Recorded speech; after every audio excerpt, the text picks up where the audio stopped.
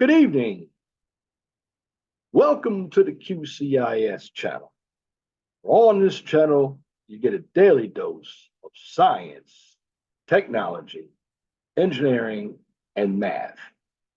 My name is Leon Jones, and today's topic, or this evening's topic, I'm going to piggyback off of a video I did on my 401 Talk Zone radio show channel when I talked about redlining, because that goes hand in hand with tonight's topic of urban and community planning and development. Because basically, when it comes to urban planning, they work with architects, they work with politics, civil engineers, landscape architecture. That's very important that you understand what urban planning is. I mean, they deal with transportation, they deal with environmental. It's got a lot of similarities to a master's degree that I got from New Jersey Institute of Technology, known as infrastructure. It's critical infrastructure. Has some of those elements in it as well, because I had to take an architecture class, which was a land planning or land use planning class. And that's what you do in what we call urban and community planning. Now, some schools, my old school, Temple University has a program, Miami of Ohio has a program, the Florida Atlantic University, a number of colleges have this program. Now, what I'm going to do is I want to share my screen and I want to get into a breakdown of a few urban planning concepts. But first, let's define what urban planning really is.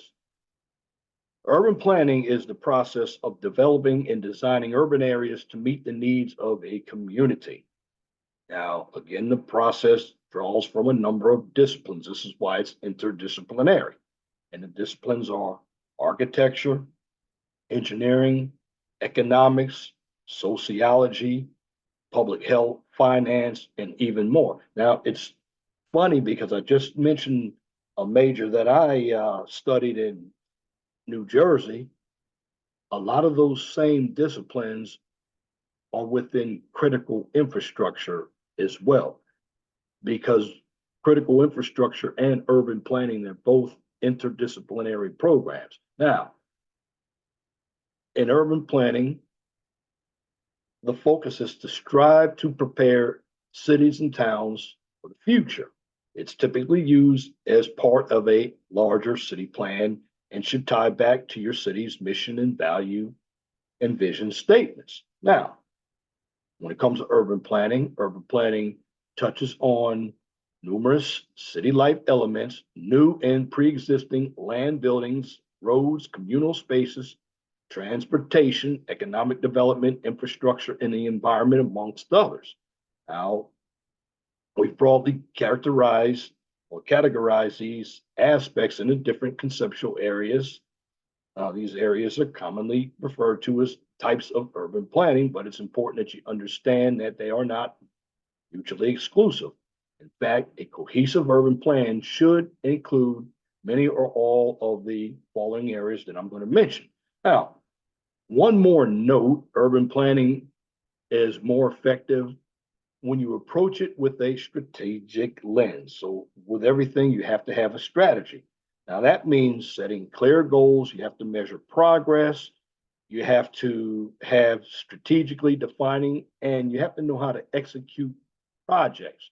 Now, this is where strategy software like ClearPoint is going to come in handy to ensure that all of your projects align with strategy and can help you stay on top of timelines, milestones, and budgets.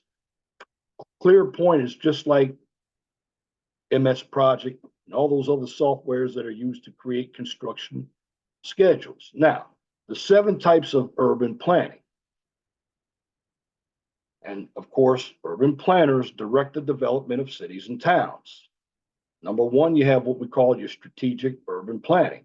Now, that focuses on setting high level goals and determining desired areas of city growth or growth for a city or a metropolitan area.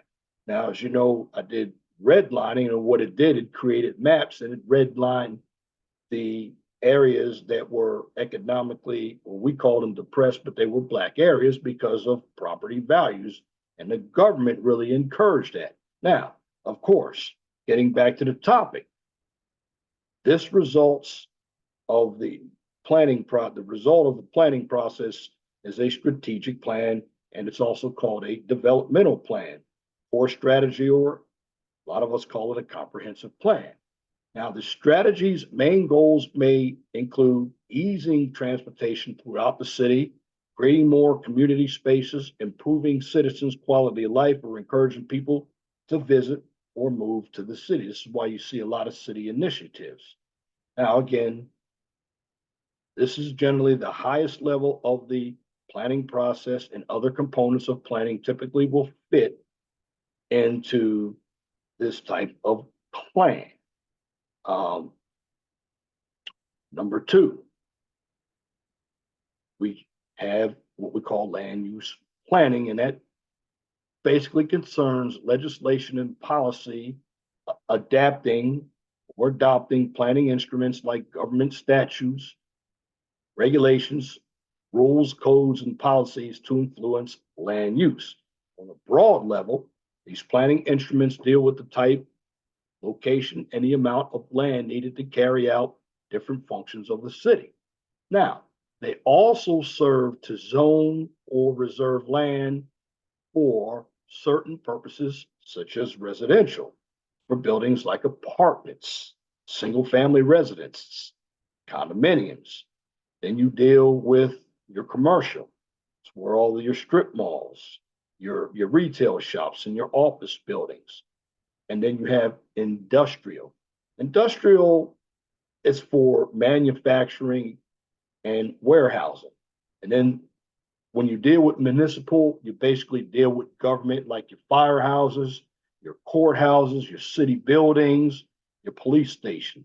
Now, as with subsequent types of urban planning, consulting with the community and relevant stakeholders is an important part of land use planning to ensure transparency and to incorporate a wide range of interests into the overall plan. Again,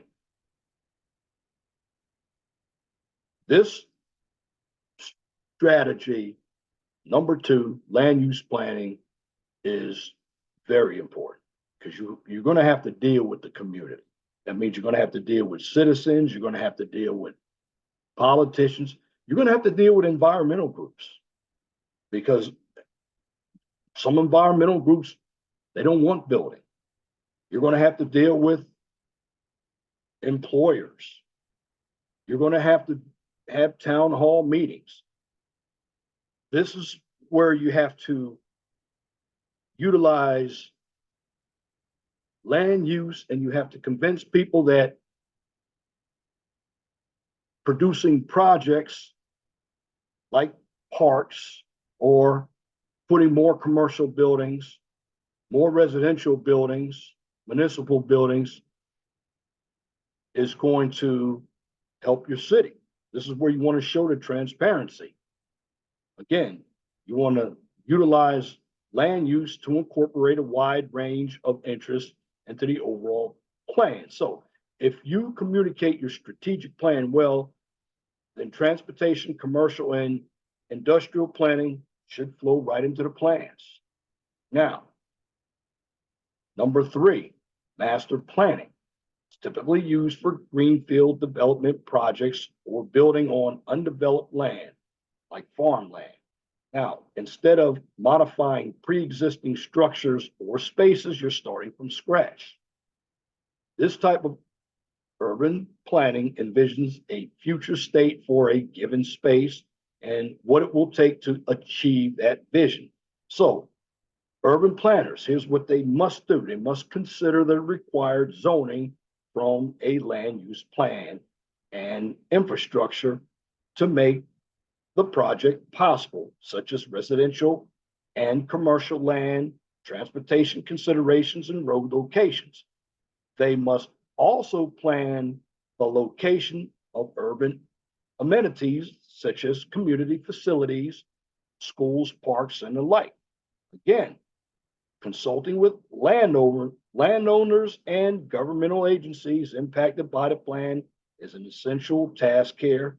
So additionally, you may need to bring in professional consultants to gather important expertise and insights, ensure the plan considers all potential angles, and set the completed space up for success for years to come. So when you have to do map making, this is when you're going to have to do cost estimates.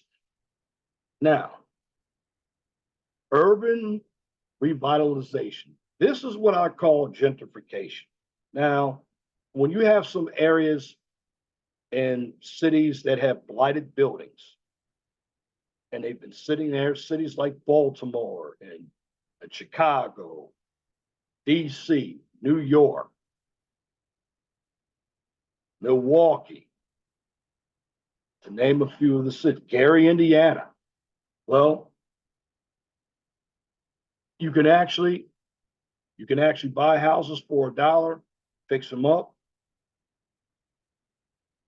but is that going to work? You got to look at what you have in those areas, a lot of poverty. So this is where you're going to get into gentrification.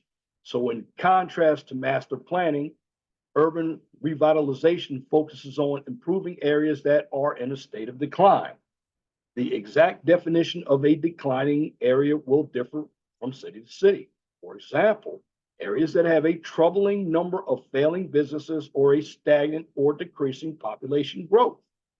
In other words, the cities that I've just mentioned have a number of people fleeing those cities so they can move to better areas. Now, the improvement tactics city leaders use for revitalization will depend on the root cause of the decline. It may include things like repairing roads, developing infrastructure, cleaning up pollution, and adding to parks and other public spaces. So community interaction is especially important with this urban planning concept, as local residents and business owners often have insights that can help inform and tailor planning efforts. So you may need to change land use from industrial to residential to get the loft apartments you want, or involve environmental planning to assess or clean up certain locations. Economic development, that's part of it, about identifying areas of growth to foster greater financial prosperity within the city, specifically by enticing companies to build or move offices there. Subsequently, those companies then hire local talent and drive commuter traffic to the new office. Basically, many workers dining at local restaurants for lunch, getting gas or nearby gas stations, and stopping by local grocery stores on the way home. That's going to boost visibility and spend in the area. Also, this is going to increase the tax base. You see, sometimes an economic development department lives outside the planning department of a municipality, so it is important that the group navigate land use plans, master plans, and infrastructure plans to ensure that any development projects are workable. Of course, it will be important to coordinate with the environmental plans as well. Environmental planning. It's a strategic type of development that emphasizes sustainability. Considerations for this type of urban planning include air pollution, noise pollution, wetlands, habitats of endangered species, flood zone susceptibility, and coastal zone erosion, along with a host of environmental factors dealing with the relationship between natural and human systems. Now, environmental plans need to be filed along master revitalization and infrastructure plans. And finally, we deal with infrastructure planning, and it deals with the fundamental facilities and systems that serve a city and its people, and how these facilities can support goals laid out in the strategic plan.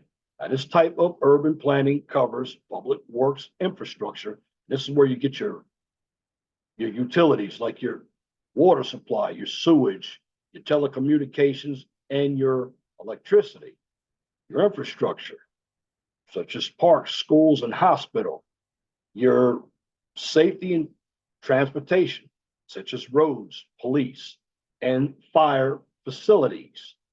Now, again, urban planning examples. I'm just going to say, when you are a planner, it takes a lot of work, but I believe it is well worth the effort.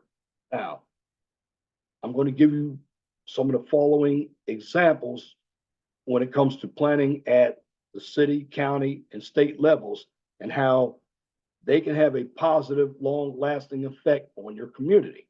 Now, Raleigh, North Carolina, which is thriving right now. Well, their city planning department has a lofty goal: create a city where the quality of life is second to none. Now, the goal ties directly to the city's overall strategic plan, making strategic urban planning a priority. So, to achieve this goal and prepare for likely changes across the city, Raleigh leadership is planning a number of different tactics, including conducting studies to evaluate the impact of population growth. Now, these studies inform future strategic planning by helping the city to prioritize initiatives and allocate resources appropriately. So many of the key focus areas in the city's strategic plan rely on urban planning, but there are three that stand out over the others. Talk about growth and natural resources, safe, vibrant, and a healthy community, transportation and transit. Now, the city department is a key player in the process of these focus areas and initiatives that support them. So basically, having a clear urban plan has allowed the city to make improvements and be able to spread the message that Raleigh, which is in North Carolina, Raleigh, North Carolina, is a great place to live, work, and play. York, New York. Now, New York's High Line experiment transformed the 1930s elevated railroad into gardens that stretch a mile and a half. So instead of tearing down the tracks, city leadership gave it new life through careful urban planning efforts. So basically, the experiment was so successful that it's now a top visitor attraction with popularity that's been said to dwarf the famed Statue of Liberty.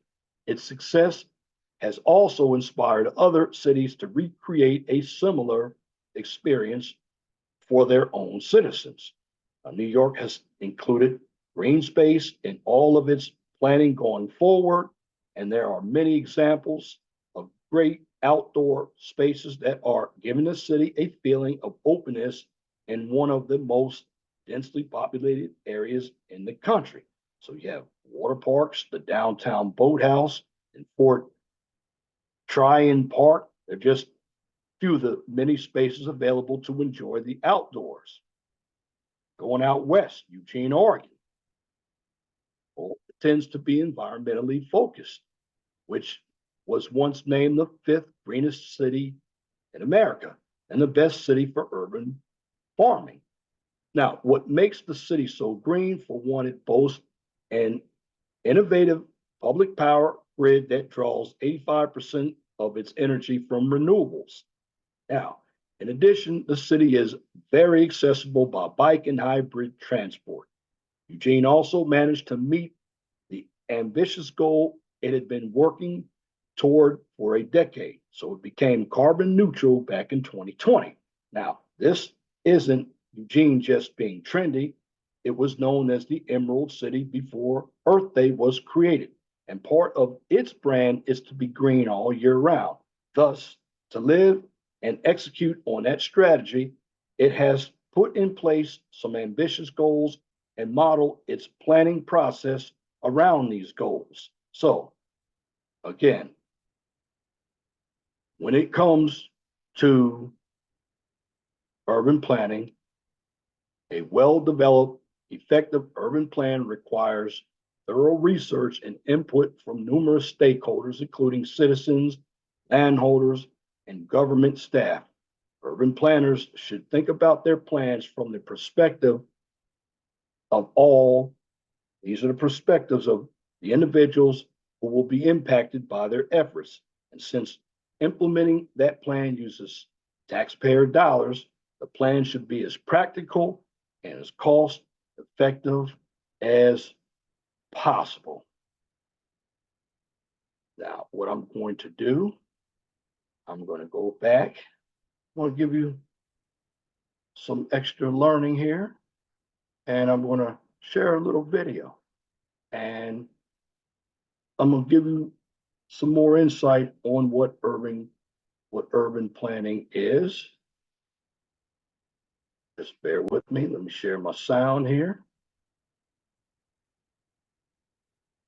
Fair use. This video is for educational purposes. What is urban planning? That's a simple question, but it has a complicated answer. The word plan is fairly common in the English language. If you ask somebody about their plans for the weekend, for instance, you can expect an answer in reply, even if that person you asked hadn't planned a response. A different kind of planning, frequently discussed in the news and government, is a lot harder to describe. You've probably heard some or all of these terms used before. Urban planning, community planning, city planning, regional planning. There are also climate action plans, capital investment plans, transportation plans, and strategic plans. There are so many kinds of plans, it can be hard to tell them apart. It gets even more confusing when engineers, architects, or politicians, not planners, are making some of those plans. It's okay if your understanding of planning drops off somewhere between weekend plans and urban plans. I'm here to help. So what is urban planning? There is a specific professional field known as planning. You can get a degree in planning and then get hired to a job as a planner. Planners can get professionally certified and earn a graduate degree in planning. Professional planners spend their days writing and implementing plans. So let's say that one of the definitions of planning is work done by planners, but that's obviously a bit too simplistic. All of these varieties of planning have one thing in common: preparing for the future. Other professions do it too, but preparing for the future is the primary motivation of urban planners. How will people get around in the future? Where will people live and work in the future? How will all of the systems required to support those people, electrical grids, sewers, and the water supply, fit into the city? These are all questions that planners are working to answer using tools and policies specific to the field of planning. The numerous considerations raised by those questions again reintroduce the possibility of architects, engineers, and politicians doing some of the planning. So where does urban planning fit in all these different kinds of planning? The complexity of planning for the future creates a need for an intermediary between different communities and related professional fields. And their fundamental intersectionality is one of the ways that urban planners distinguish themselves from these other professions. You'll often hear planners say that they are professional generalists or that they wear many hats.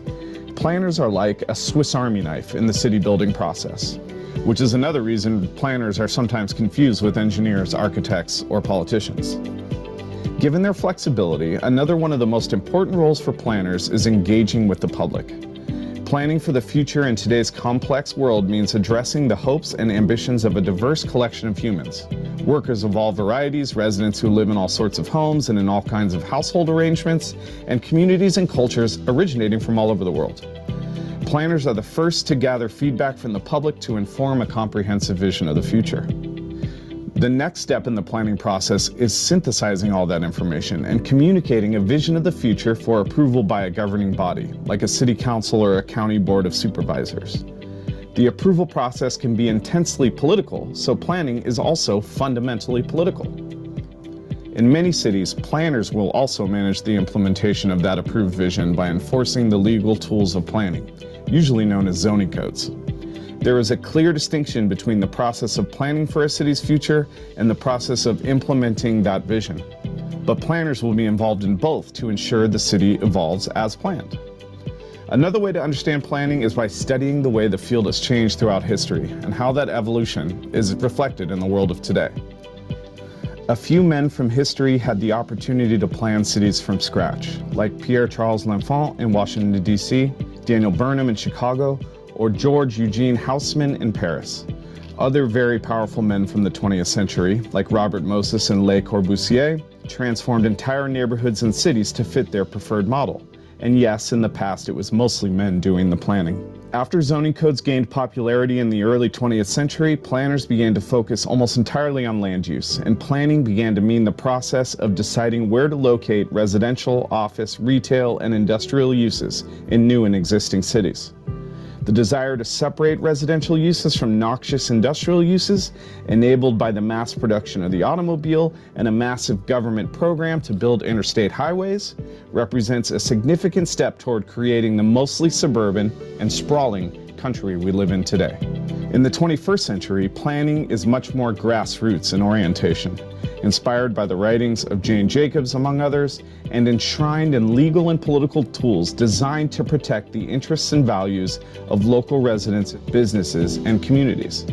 The term urban planning, rather than city planning, has become more popular as the public has taken a renewed interest in cities, and as the environmental and economic consequences of the 20th century model of planning have become apparent. To this day, numerous debates contest the future of urban planning, and planning continues to evolve as a result. Big questions will determine the kinds of values embedded in contemporary plans, like how to address climate change and housing affordability, how to overcome a long history of racist and discriminatory regulatory practices, and how much planners should regulate the form of buildings, not just the use of land. The answers to those questions will shape the world of the mid and long-term future. So what are your plans?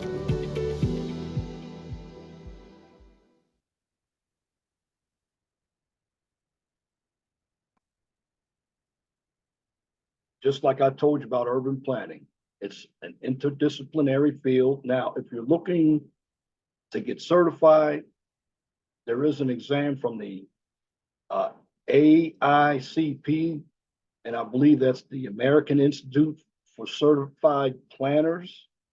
Again, it's an interdisciplinary field, just like critical infrastructure.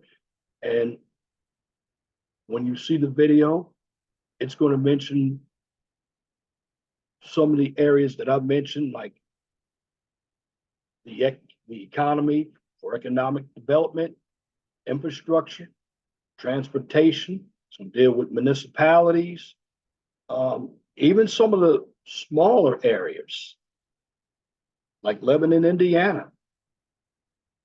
They're getting into planning.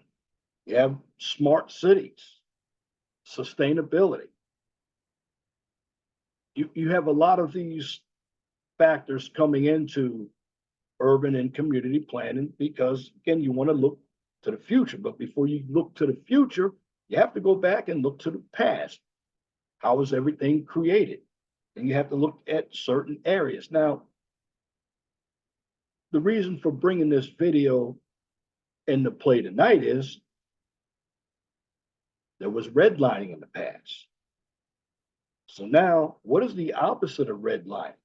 Well, the opposite of redlining is actually gentrification.